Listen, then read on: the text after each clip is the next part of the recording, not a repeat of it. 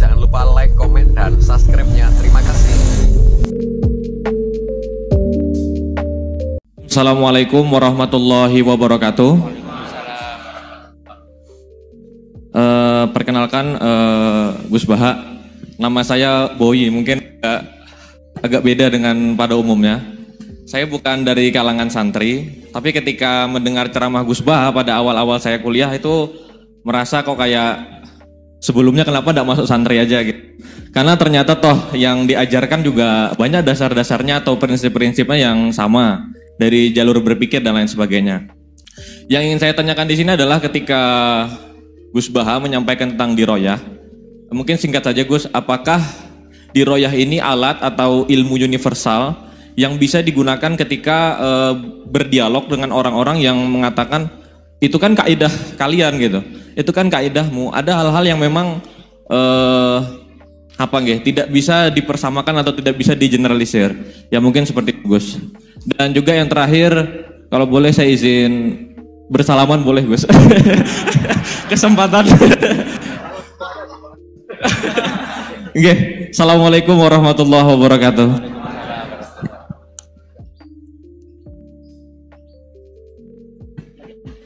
Baik, kita kumpulkan dulu satu lagi ya.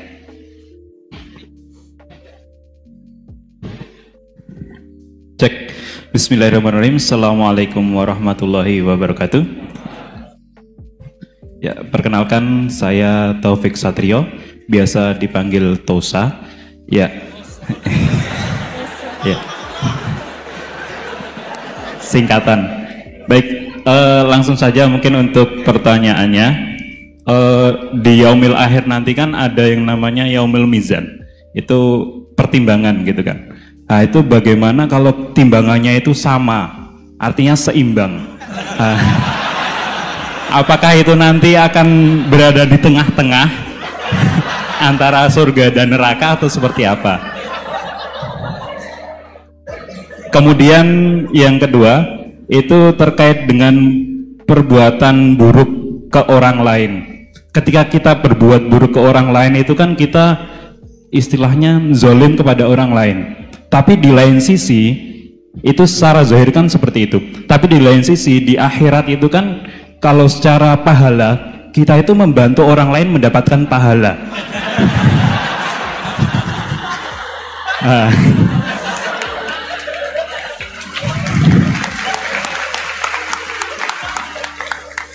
Jadi seperti apa Gus? Terima kasih. Assalamualaikum warahmatullahi wabarakatuh. Terima kasih Mas Tosa ya. Silakan Ibu ya.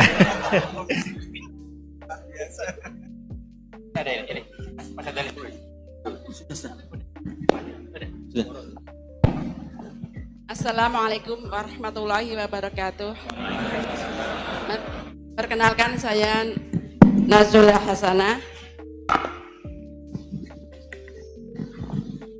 Mau bertanya, apakah perbedaan NU sama Muhammadiyah?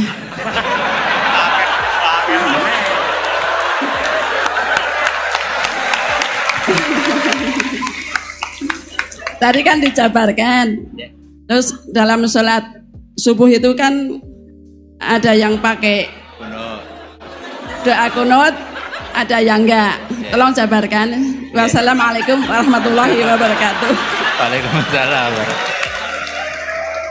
Baik Gus, ini ada 3 penanya. Mas Boy tadi terkait dengan diroya, apakah ini universal, termasuk untuk yang non muslim bahkan gitu kan. Kemudian yang kedua dari Mas Tosa, hisab yang seimbang Gus, kasusnya gimana ini. Yang kedua terkait dengan kalau berbuat buruk kan membuat pahala untuk yang bersangkutan itu. Seperti orang puasa dikasih minum gitu kan ya. Ya. Terus kemudian Bu Hasanah ini beda antara NU dan MU, kira-kira itu ya. Silakan Gus ya.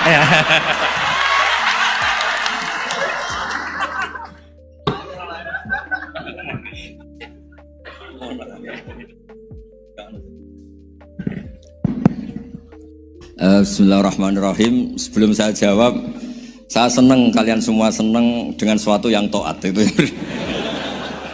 Banyak orang untuk senang nunggu maksiat dulu. Mungkin melihat perempuan yang tidak mahram, melihat suatu yang maksiat. Jadi ini spesial. Majelis ilmu tapi napa? Senang. Ini sesuai rencana Tuhan lah. Seorang itu senang dengan taat, senang dengan ilmu. Ini luar biasa, no? Luar biasa. Tadi pertanyaannya kalau diroya, jadi Islam itu agama untuk logika objektif. Jadi diroya itu ya global, universal. Misalnya saya beri contoh Tuhan yang satu. Itu dulu, saya ulang lagi, dulu itu ada imam namanya Imam Amudi. Itu pengajar matematika, Mas Boy. Pengajar matematika. Itu kan nggak lazim, tapi kiai kok pengajar apa? Singkat cerita, ini cerita keramat. Kalau kalian nggak paham ya keramat sendiri. Jangan nggak paham menentang. Singkat cerita, di antara keramat beliau itu Allah itu nyuruh para malaikat disuruh ngaji matematika sama dia. Ngaji tauhid, tapi disebut sama Allah ngaji matematika. Ternyata apa? Cara ngajarkan gini. Misalnya ngajarkan diterang titik. Angka 2, 3 sampai 1 miliar 1 triliun. Nisbatus naini ila ma la nihayatalah. Itu nisbatul fard asli. Angka itu entah 2, entah 3, entah 1 miliar, semuanya dibanding angka 1 itu namanya cabang. Tetap yang al aslu itu angka 1. Itu otak siapapun itu akan ikrar dengan logika tadi. Bukan kita Muslim. Semuanya akan tahu angka berapapun jumlahnya, tetap asal usulnya angka 1. Terus dia gambar ya gambar apa saja, gambar masjid, apa gambar sapi atau gambar apa saja, dimulai 1 titik. Gambar ruwet maupun gak ruwet tetap saja dimulai 1 titik. Nuktotul wujud. Jika kalau zaman saya ngaji, Pak Rektor ngaji dulu diterangkan semua makna Quran ada di Fatihah, Fatihah ada di Bismillah ya, Bismillah itu ada di titiknya, titiknya bak. Nah kenapa ini hebatnya Quran? Kenapa dimulai dari 1 titik? Untuk maklumatkan semua alam raya ini dimulai dari 1 titik, yaitu wujud Allah. Logika seperti itu kan orang nggak terima gimana? Mbok gambar seruat apapun dimulai dari mana coba? 1 titik. Angka sebesar apapun dimulai angka apa? 1. Jadi diroyah itu ya universal gitu maksudnya. Ya gitu Mas Bay ya. Jadi diroyah itu universal. Ya soal ada yang belum dapat hidayat apa itu nomor 2, tapi logika yang dibangun Islam itu. Terus pertanyaan kedua apa? Draw tadi, bisa. Kamu ingin draw? Ini kasus ini, nggak pernah ngaji Quran itu. Di antara yang diterangkan Quran detail itu Ashabul A'raf apa? Ashabul A'raf, orang yang baiknya sama buruknya itu imbang. Itu sudah disediakan nanti di surga itu ada pagar. Kamu ingin di situ? Pagar pembatas, apa? Pagar pembatas. Di surga enggak, neraka enggak. Jadi kejadian surga dan neraka itu gini, tak terangin ya.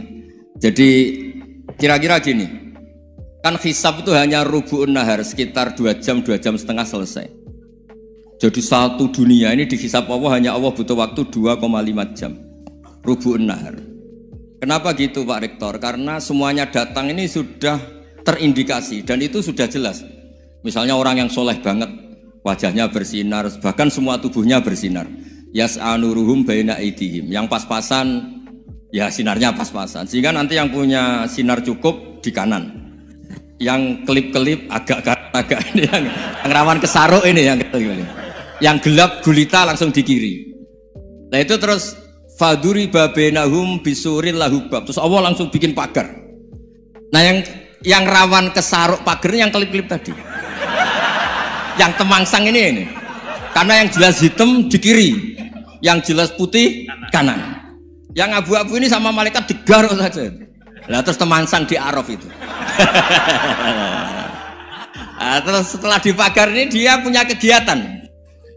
Kalau melihat neraka bilang Rabbana srif anna adzabal jahannam. Kalau melihat surga ya Allah, ma kuntu asqa khalqik. Saya ini hamba Engkau yang tidak paling sial dan Kau Maha Rahman. Tolong saya jangan dihadapkan ke neraka lagi. Karena itu menyiksa. Wa ahraqaka. Ya ketika melihat neraka itu dia komentar, ya Allah, neraka ini begitu merusak wajah saya. Hawa panasnya itu sudah menghancurkan semua. Baunya juga agak enak. Saya minta saya dihadapkan ke surga bersama Allah. Tapi kamu tidak minta lagi kan? Tidak, saya hanya minta itu tok. Gitu. Nah ini saya pandu. Kalau kamu ngalami tak pandu. Kalau kamu ngalamin tidak pandu. Sama Allah terus diberi janji supaya tidak minta yang lain. Tidak, saya tidak akan minta lagi. Terus melihat surga. Nah, di surga melihat orang kayak gitu kan, di surga nanti kalian kan hura-hura semua. Wah, istri yang di dunia kurang cantik, rewel, yang di surga itu istrinya cantik semua, gak rewel semua. Gak minta belanja, cantiknya gak usah ke salon, pokoknya top lah. Terus dia melihat, tersiksa, cara Jawa ngiler. Wih, masa ngelihat tok? Akhirnya ya lama-lama berani ngajukan, ya Allah masa ngelihat tok? Dikasih masuk itu. Ya, terus tapi kamu kan janji tidak minta lagi. Ya terus ngerayu-ngerayu Tuhan lagi. Akhirnya walhasil nanti kalau betul-betul A'raf itu nasibnya akhirnya masuk surga. Tapi tadi digarap dulu lah, dikerjain dulu. Itu lama sekali perjalanannya, memang lama sekali. Nah soal orang membunuh itu apa contohnya tadi? Berbuat buruk sama orang lain, ya apapun lah. Berbuat buruk sama orang lain itu kalau faktanya nanti tobat, Allah yang bisa ngelola itu. Makanya Nabi pernah senyum-senyum, pernah tertawa-tawa. Sungguh ketika Allah menghendaki rahmatnya itu semuanya indah. Yaqtulul qatil fayatubu hadza. Jadi ada orang nyun sewu membunuh, terus dia tobat serius. Kemudian al-maktul yang dibunuh ini masuk surga karena madlum. Qatilnya karena tobat serius juga masuk surga. Ya begitu juga di kedzaliman-kedzaliman yang lain. Jadi ya makanya tobat itu penting sekali. Ya taruh saja begini yang terkenal ya, contoh Wahsy itu jelas di surga karena syahid dibunuh Wahsy. Apa Hamzah? Hamzah ini jelas di surga karena matul syahidan, dibunuh secara syahid oleh Wahsy. Tapi karena Wahsy tobatnya serius, nanti juga di surga. Begitu juga keburukan-keburukan yang lain. Jadi tobat ini misalnya ada orang hartanya dicuri. Tentu yang dicuri ini kalau dia orang baik, ya mungkin secara formal lapor polisi, tapi kalau dia orang baik mungkin ridho lah, sudah itu sudah ridho kan. Berkahnya ridho, dia menjadi orang baik karena ridho diuji Allah, hartanya apa? Dicuri. Kemudian yang mencuri tobat, entah harta itu dikembalikan, entah dikasihkan masjid sebagai amalnya yang dicuri, entah apa-apa. Allah ngasih tobat orang ini. Kemudian sama-sama jadi orang baik, kemudian sama-sama di surga. Makanya itu Nabi sampai senyum-senyum, betapa rahmatnya Allah tidak terbatas. Sama lagi, betapa rahmatnya Allah tidak terbatas. Bahkan qatil sama maktul bisa ngopi di surga bareng tadi itu. Karena ya tadi, masyhur itu. Yang paling legenda dalam sejarah Islam kan, saya pernah membunuh orang yang sangat dicintai Rasulullah. Sebagai tobat saya akan membunuh orang yang paling dibenci Rasulullah. Singkat cerita, Wahsy ini menangi bunuh Musailamah al-Kadzdzab, orang yang ngaku-ngaku Nabi yang merusak tatanan apa? Islam. Apapun itulah, cerita-cerita apapun itu. Makanya saya sering cerita, kalau preman pasar itu tobat, jangan nyapu masjid. Tobatnya tetap di pasar, yang dulu pasar gak aman karena dia, sekarang aman karena dia. Jangan tobat terus nyapu di pasar, pasar diganti suksesennya, pengganti. Itu gak fair apa? Jadi kalau tobat itu harus seimbang dengan zaman salahnya. Zaman apa? Kayak Umar. Ketika dia kafir itu orang Islam dibikin takut. Terus ketika dia Islam, gantian orang kafir dibikin takut. Pertama dia Islam langsung marahnya Abu Jahal, Abu Lahab. Awas kalau ganggu Rasulullah, ngadepin saya. Itu fair. Kenapa? Fair. Jangan tobatnya bikin orang takut, lah tobat ke masjid, nyapu. Yang di pasar diganti penggantinya tetap gaduh. Gak boleh, harusnya kalau lama bikin pasar takut, ya sekarang lama bikin pasar apa? Aman. Itu tobat yang apa?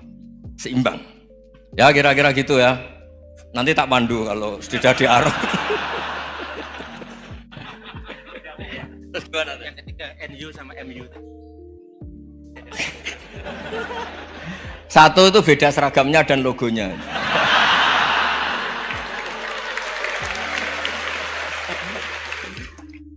Kedua, nama ketua umumnya.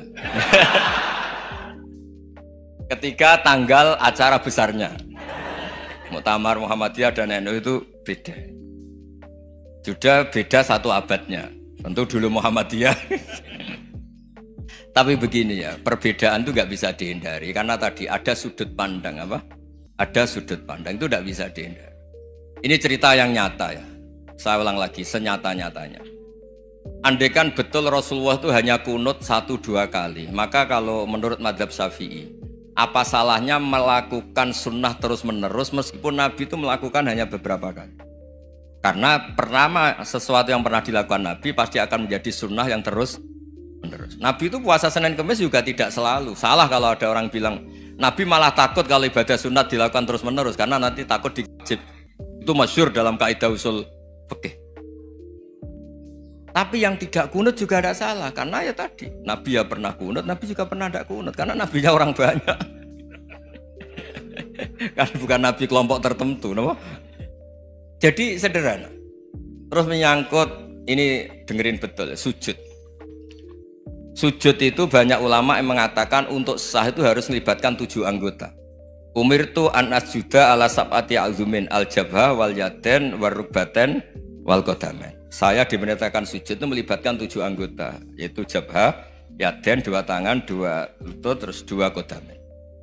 Tapi Imam Syafi'i ngendikan andaikan ada pendapat yang mengatakan ukurannya cukup jabha, maka itu juga benar.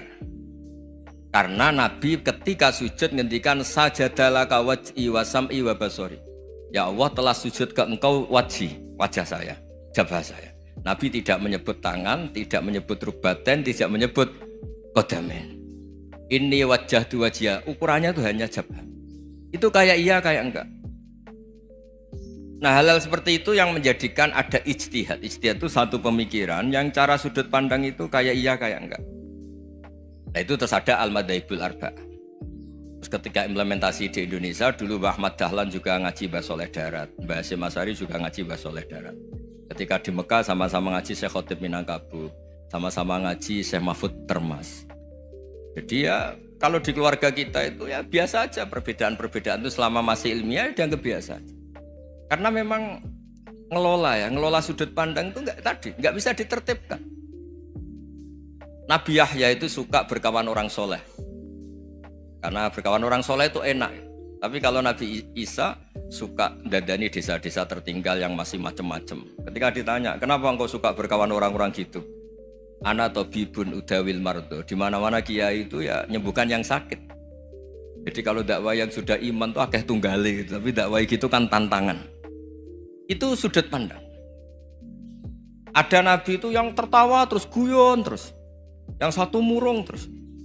Ya sama Nabi Isa dan Yahya kan satu angkatan. Mali aroka dohikan fakaan nama tak manumin makrillah. Kamu kok tertawa-tawa terus seakan-akan nggak ada adab saja. Yang satu tanya, Mali aroka abisan kaan nakata kena tumir rahmatillah. Wong kok murung terus, kok dunia orang rahmat deh. Nah anda ini orang hebat. Guyu banter ya iso, nangis banter ya iso.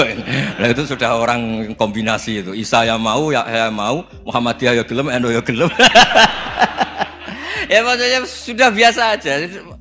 Karena tadi konstitusi NU yang mengatakan ibadah harus ikhlas karena Allah, Muhammadiyah juga sama harus ikhlas karena ya sudah, kalau karena Allah sudah selesai kan. Yang menjadi masalah itu kan identitas untuk hadun nafsi, untuk diri sendiri. Kalau kita ikhlas masalahnya apa? Coba masalahnya apa coba? Imam Syafi'i pernah di Masjid Abu Hanifah yang tidak kunut. Beliau enggak kunut. Ketika tanya, lima ada taroktal kunut, ikroman di hadal madhab. Saya menghormati madhab ini. Jadi ya biasa. Sebaliknya juga sama. Orang-orang Hanafi kalau Imam Syafi'i kunut ya ikut kunut.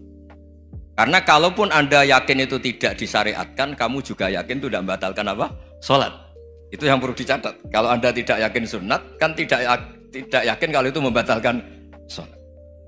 Jadi sebetulnya kalau dianalisis secara keilmuan itu ya semuanya normal. Karena tadi Rasulullah itu al-Bahrul Muhit, Nabi itu lautan yang luas sekali. Orang akan mengambil air sesuai kapasitas masing-masing dan akan merasakan kualitas air juga sesuai kapasitas masing-masing. Orang yang sangat haus melihat air seteguk ini luar biasa. Tapi yang tidak haus mungkin melihat itu biasa-biasa saja. Jadi makanya saya mohonlah, sudahlah itu biasa saja, apalagi secara sanad ya sama, secara tradisi sama. Ya soal perbedaan harus dengan NU, antara Muhammadiyah juga biasa beda. Mungkin di UI antar rektorat juga beda-beda. Yang satu suka dekat rektor, yang satu suka enggak. Monggo asal itu niatnya ikhlas. Terakhir saya beri cerita, ada sahabat ditanya, "Sifli wajah Rasulillah." Coba tolong saya ceritakan wajahnya Nabi kayak apa. Sahabat tuh nangis senangis-nangisnya. Kenapa engkau menangis? Saya itu tidak pernah melihat wajah Rasulullah SAW. Loh kenapa? Engkau kan sahabat, sungkan. Sebagai bentuk penghormatan saya tidak berani melihat wajahnya. Sebagai bentuk penghormatan pada waktu Nabi, saya tidak berani sowan. Nabi di dalam punya keluarga, punya istri, punya cucu. Kalau saya sowan tuh ganggu. Ya masuk akal. Bentuk hormat itu tidak ganggu kan. Tapi ada orang-orang yang bentuk hormat, bentuk sayang itu sering datang ke majelis Nabi. Sama-sama masuk akal. Bisa didebat gimana? Sama-sama masuk akal. Ya sudah, itu ijtihad maksudnya. Itu ijtihad, itu sudah sama-sama masuk akal. Abul Hasan Asyadili itu kalau kemana-mana pakai mobil mewah, pakai baju mewah. Ketika ditanya, Anda ini ulama kok pakaiannya mewah, mobilnya mewah? Ben wong ra kepikiran nyangoni ya. Nah, tapi nek kowe tawaduk melas terus dibalekno umbalmu sakit. Ngono ra iso mulai kiai ini. Ya tapi misalnya semua gitu mesti ada yang salah paham, itu keangkuhan. Tapi kalau semuanya kelihatan gembel, nanti orang trauma jadi kiai. Takut kayak itu. Ya sudah, itu wilayah ijtihad, sudah tidak usah pokoknya sudah, yang penting ikhlas. Anda berani tanggung jawab nanti ketika ketemu Allah Subhanahu wa taala. Nggih, ngoten. Assalamualaikum warahmatullahi wabarakatuh.